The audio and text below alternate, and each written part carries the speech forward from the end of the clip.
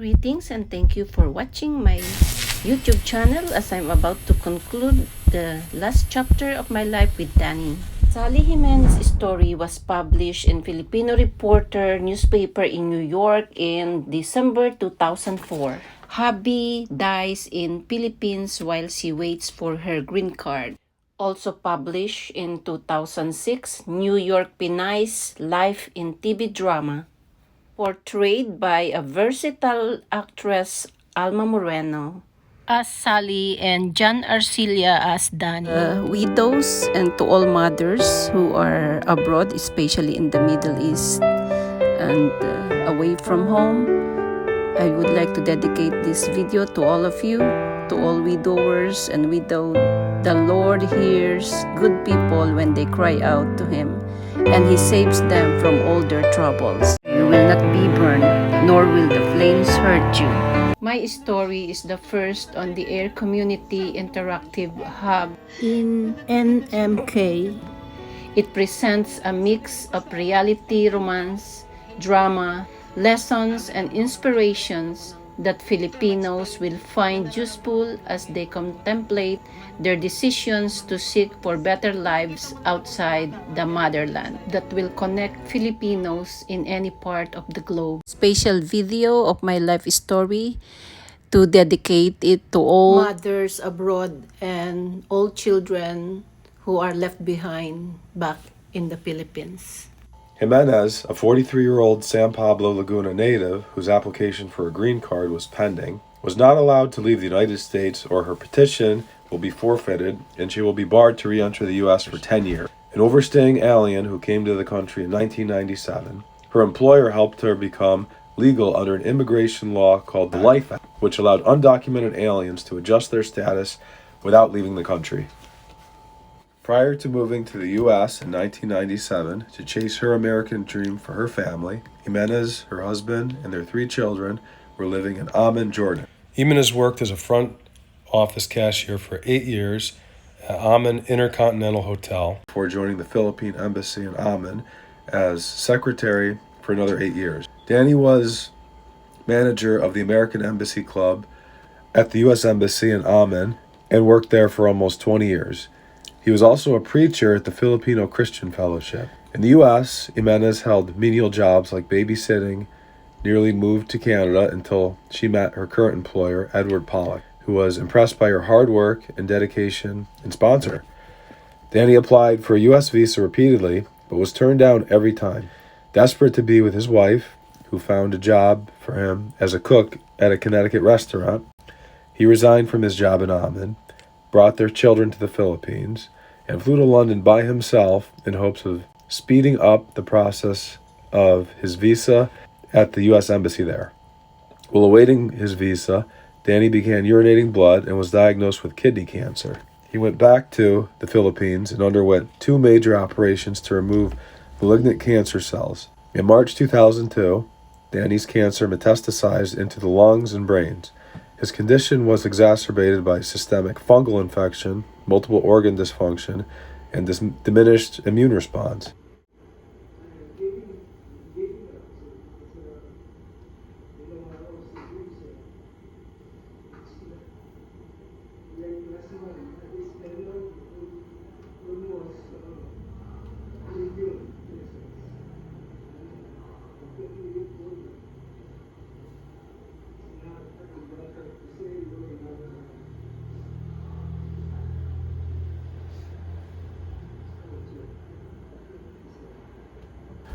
When Danny's doctors recommended medical treatment in the U.S. to prolong his life, Jimenez immediately wrote letters to President George W. Bush and several New York legislators to secure an emergency visa for Danny on humanitarian ground. In a letter to the U.S. Embassy in Manila, through Ambassador Francis Ricciardone, said there was very little chance that Danny could qualify for a visitor visa. His wife is an undocumented worker in the U.S. waiting for her adjustment of status, and that Danny's medical condition may raise public charge issues.